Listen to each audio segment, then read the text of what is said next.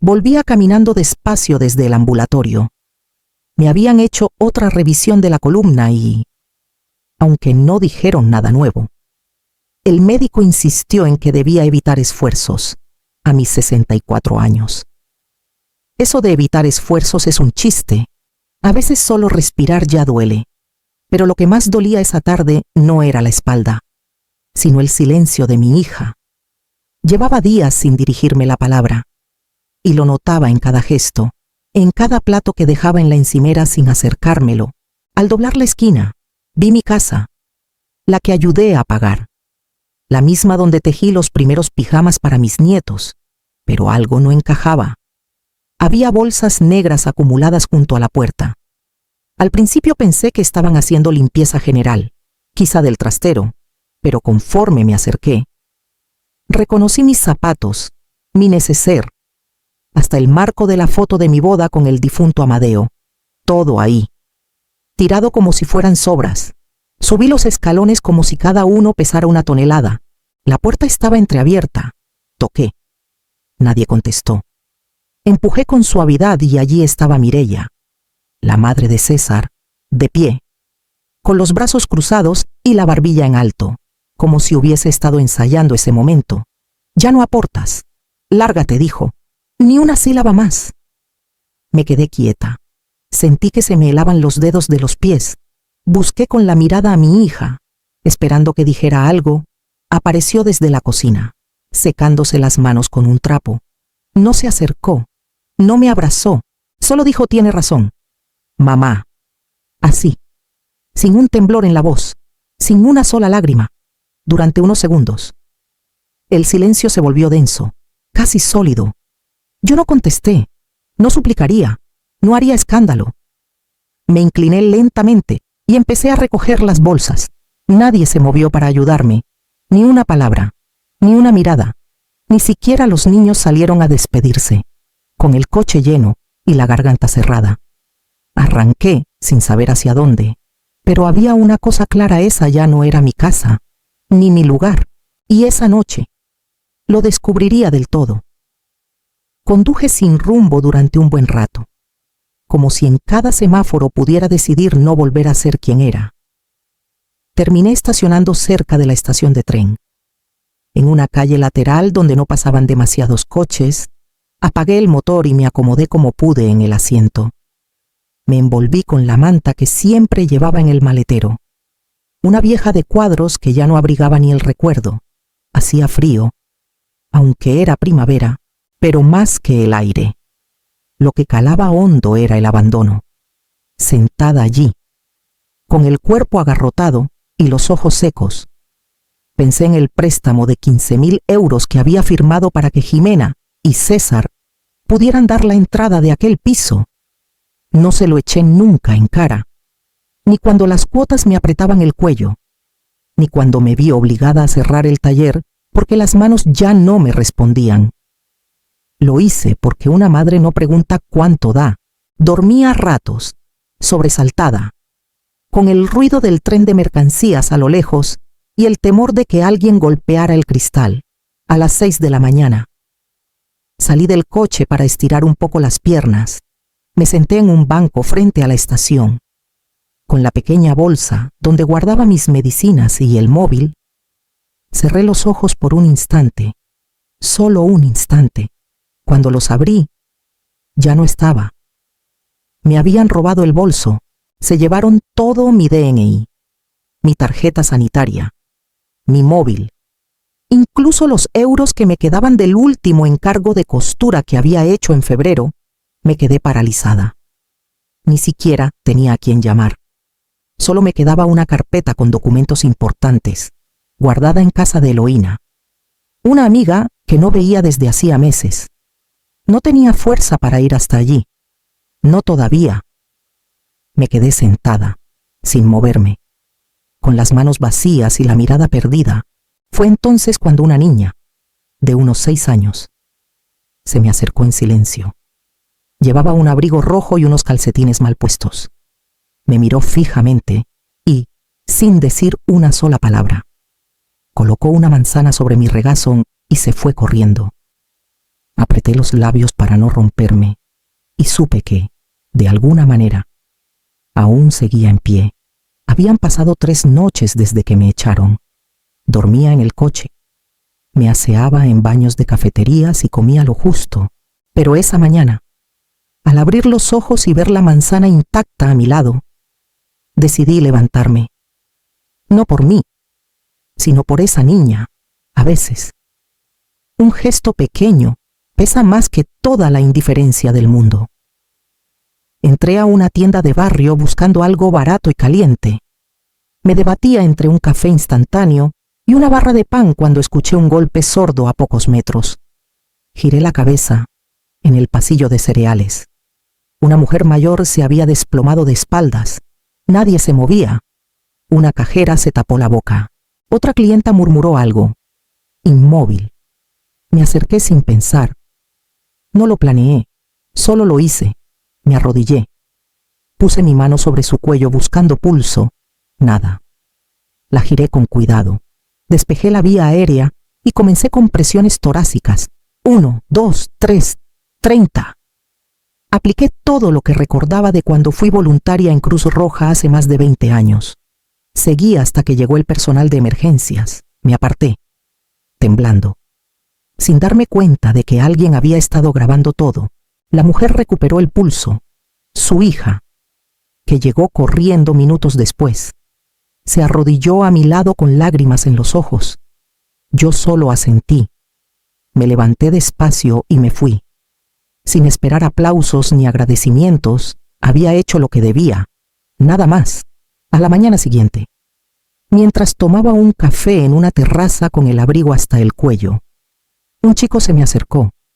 Llevaba un móvil en la mano y me lo mostró con entusiasmo. «Es usted, mire esto. Está por todas partes». El vídeo tenía miles de visualizaciones. El título, «Señora salva una vida en tiempo récord». Mi rostro salía nítido. Mi nombre aún no, esa misma tarde. Me llamó una redactora de un canal de televisión local. Me dijeron que querían conocerme, saber mi historia. Acepté, sin saber muy bien por qué, y sin imaginar que esa entrevista, en unas horas, me pondría frente a un espejo que ni mi hija ni su suegra podrían ignorar. La entrevista fue en un pequeño plató de televisión local. Me maquillaron sin decir mucho y me ofrecieron agua. Me senté frente a una periodista joven que me miraba con una mezcla de respeto y asombro. Había visto el vídeo, como todos, pero lo que más le interesaba era lo que había detrás. No di nombres, no hacía falta. Solo dije que me habían echado por no aportar lo suficiente, como si la maternidad tuviera una fecha de vencimiento. Conté que dormía en el coche desde hacía días, que había perdido mi bolso con mis documentos y que aún así no sentía rabia, solo cansancio y tristeza cuando terminó la entrevista. Me dejaron sola unos minutos en la sala de espera. Una productora entró corriendo con el móvil en la mano. «Mire esto, señora Frías, está ocurriendo ahora». El vídeo del programa se había publicado hacía media hora y ya estaba repleto de comentarios. Cientos, miles. ¿Cómo alguien puede abandonar a su madre así? Esto me rompió el alma.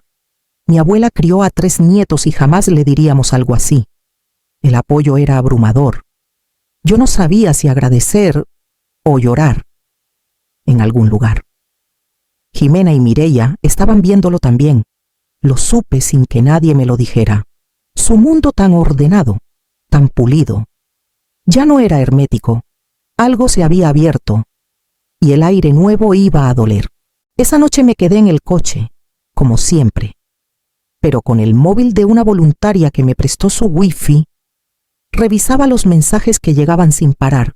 Uno, en particular, me dejó helada. «Yo la recuerdo. Usted pagó parte de esa casa. Yo fui quien gestionó la hipoteca en la sucursal del barrio. No olvido su nombre. No conocía el remitente. Solo había una inicial y un número desconocido. Pero supe, al instante, que no mentía y entendí que la verdad, aunque olvidada, siempre encuentra a alguien que la custodie en silencio». 2 días después de la entrevista, Fui a ver a Eloína. Hacía meses que no nos veíamos. Pero cuando abrí la verja de su patio, me recibió como si el tiempo no hubiese pasado. Me abrazó con fuerza. Me ofreció café y no me preguntó nada. Solo me llevó al trastero, donde había guardado una caja que yo misma le había dejado el año anterior por si acaso. La reconocí enseguida. Era de cartón gris, con una cinta roja alrededor. Pesaba más emocionalmente que por su contenido físico. Me senté con ella en la cocina y comencé a revisarla.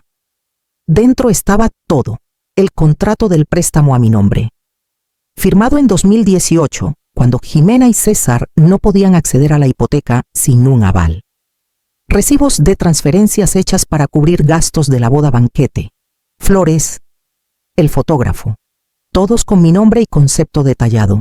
Fotos de mi taller de costura, antes de que lo cerrara, un espacio humilde pero lleno de vida.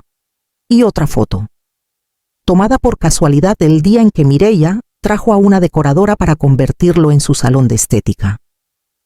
Aquel mismo día me dijo que ya era hora de que hiciera espacio para lo útil.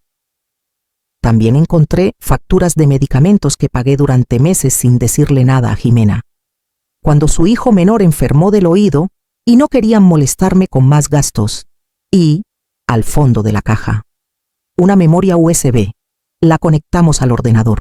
En ella estaba un audio grabado sin querer en el móvil antiguo de mi nieto, que alguien me había devuelto años atrás. Si no sirves, no puedes quedarte. Era la voz de Mireia, clara, serena, cruel. Lo escuché 2 veces. Luego cerré la caja y la abracé contra mi pecho. No había rabia en mí, ni deseos de venganza, solo una certeza profunda, todo lo que me negaban. Ahora estaba allí, registrado, fechado, guardado, y supe que ese archivo, silencioso durante años, estaba a punto de hablar. Me llegó la invitación por carta, escrita a mano, con una caligrafía elegante y firme. Venía firmada por Blanca, la mujer a la que salvé en el supermercado. Su nombre completo, Blanca Olmo Santisteban, profesora jubilada de literatura y miembro del Comité Vecinal de Alcalá. Me invitaba a una gala de reconocimiento por actos comunitarios destacados. Me negué 3 veces antes de aceptar. La noche del evento, me prestaron un vestido sencillo, pero limpio. Blanca me recogió en su coche y me acompañó hasta el salón cultural. Al entrar, sentí todas las miradas sobre mí, algunas de admiración, otras de sorpresa y otras de incomodidad. Me llamaron al escenario casi al final. Subí despacio, con las rodillas aún resentidas. Tomé el micrófono con ambas manos. El corazón me latía en los oídos, pero la voz me salió firme. Me echaron de casa por no aportar, dije, pero jamás me preguntaron cuánto di antes de llegar allí. Hubo un silencio breve, pesado. Entonces alguien aplaudió, y otro, hasta que todo el auditorio estaba de pie, entre el público. Vi 2 figuras conocidas: Jimena, con la boca apretada, los ojos húmedos; Mireia, pálida, con los labios tensos y los brazos cruzados. No esperaba verlas ahí, pero allí estaban. Vi cómo César, mi yerno, le decía algo a Jimena al oído mientras intentaba calmarla, pero ella apartó la mirada. Bajé del escenario sin mirar atrás. Blanca me abrazó al llegar abajo. Un periodista se me acercó para pedirme una declaración, pero decliné. No quería más palabras. Esa frase ya había dicho lo que tenía que decir. Esa misma noche. El vídeo del acto circuló por redes. Las imágenes de Jimena y Mireia entre el público no tardaron en aparecer en los comentarios. Algunos empezaban a señalar, a reconstruir. El círculo de silencio que habían tejido comenzaba a romperse, y por primera vez. Su mundo no parecía tan blindado como ellas creían. Esa mañana amanecí con una paz que no recordaba haber sentido en años. El acto de la noche anterior me había dejado un nudo en el pecho. Sí, pero también una claridad nueva. A veces basta una frase dicha en voz alta para que algo dentro de ti se enderece. Mientras tanto, en la otra parte de la ciudad, Mireia abría su buzón. Allí, entre facturas y propaganda, había un sobre blanco, sin remitente, sin marcas, sin remitido postal, solo su nombre escrito a mano. Al abrirlo encontró, perfectamente ordenados, varios documentos, una copia del préstamo bancario que yo firmé para el piso de su hijo y mi hija, una denuncia redactada por un abogado voluntario, lista para ser firmada y presentada ante la agencia tributaria por fraude fiscal. Varias fotos impresas del interior de su centro estético, fechado y con testigos, funcionando desde hace más de un año, sin la licencia que tanto había presumido tener. No hizo falta firmar nada. Al día siguiente, Hacienda llamó a su puerta. Yo me enteré por otra vía. Candela, la presentadora de un conocido podcast de historias reales, me había contactado a través de Blanca. Quería que contara lo que había vivido, pero sin nombres, sin acusaciones directas, solo la experiencia. En carne viva, accedí. Grabamos en una salita con 2 micrófonos y una luz cálida. Candela no interrumpía. Solo escuchaba con el cuerpo inclinado hacia adelante, como si cada palabra fuera un hilo que no quería soltar. Hablé de lo que es darlo todo y acabar durmiendo en un coche, de lo que significa que tu hija diga que ya no aportas, de cómo la dignidad, incluso rota, puede recomponerse al terminar. Candela me abrazó en silencio. El episodio se publicó 3 días después, y en cuestión de horas comenzó a compartirse con un título sencillo, pero certero: La madre que se volvió carga, hasta que habló. La respuesta fue inmediata, y cada palabra que antes había guardado ahora tenía eco. Las cosas empezaron a cambiar más rápido de lo que cualquiera habría imaginado.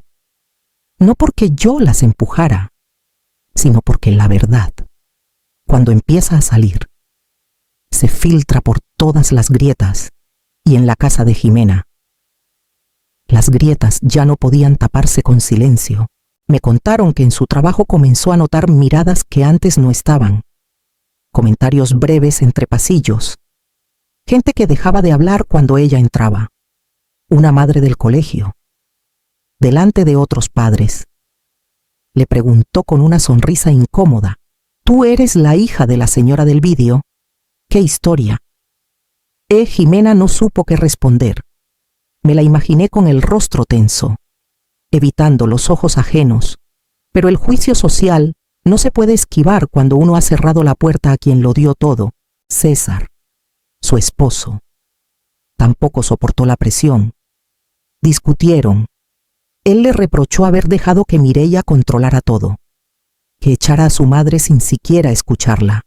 Le dijo, según me contaron, que si esa mujer a la que habían dejado en la calle era capaz de movilizar a todo un vecindario con una entrevista y una frase, entonces quizá había mucho que no sabían de ella, la estética de Mireia, que hasta hace poco tenía lista de espera. Se quedó vacía. Las clientas dejaron de ir. Algunas cancelaron turnos. Otras directamente pidieron reembolsos. El teléfono dejó de sonar. Mientras tanto, a mí me llegó una carta escrita a mano, firmada por una asociación de mujeres mayores de Alcalá. Me invitaban a dar una charla en un centro cívico sobre dignidad, abandono y resiliencia. Decían que mi historia había tocado algo profundo en muchas de ellas. Acepté, no porque me creyera ejemplo de nada, sino porque sabía que, si mi voz servía para que otra mujer no fuera tratada como carga, ya valía la pena. Y mientras ellas intentaban frenar lo inevitable, yo caminaba hacia lo que nunca me habían dejado ser escuchada. No hubo escándalos ni titulares ruidosos, solo papeles, notificaciones, sellos y silencio. Pero fue ese silencio el que empezó a desmoronar el mundo de Mireia, la inspección fiscal, que al principio pareció rutinaria, destapó años de irregularidades, deducciones indebidas, actividades sin declarar. Un local funcionando con licencias vencidas, le congelaron una cuenta bancaria y, semanas después, le notificaron el cierre definitivo del centro estético. Las clientas que aún quedaban desaparecieron. El nombre, Rabanal Estética Integral, dejó de verse en las redes, en las bolsas promocionales, en los escaparates. Se fue deshaciendo, como si nunca hubiese existido, en casa. La tensión no hizo más que crecer. César ya no disimulaba, en mitad de una discusión. Le dijo a Jimena que no podía seguir viviendo entre la negación y la vergüenza, que no podía mirar a sus hijos y no preguntarse en qué momento su madre se volvió invisible para ellos. Poco después, pidió el divorcio, se fue del piso y dejó atrás un eco que Jimena no supo cómo llenar. Yo no sentí alegría, sentí peso, un peso largo, antiguo, que por fin empezaba a disiparse. Mientras tanto, la librería del barrio me abrió sus puertas para una charla. Fue un encuentro pequeño, íntimo, lleno de mujeres mayores, jóvenes, hijas, nietas. Conté mi historia sin adornos. Hablé de todo lo que no se dice: el miedo a envejecer sola, la vergüenza de ser vista como carga, la herida de ser olvidada por quien más se ha querido. Al final, entre el público, vi una carita que me resultaba familiar. Uno de mis nietos, el menor, estaba ahí con su maestra.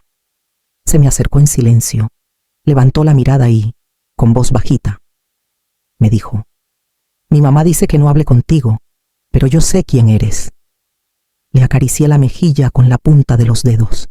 No dije nada, solo sonreí y supe, con toda la calma del mundo, que el hilo no estaba roto del todo, solo había que saber coserlo. A veces el silencio no es ausencia, sino una forma de empezar de nuevo.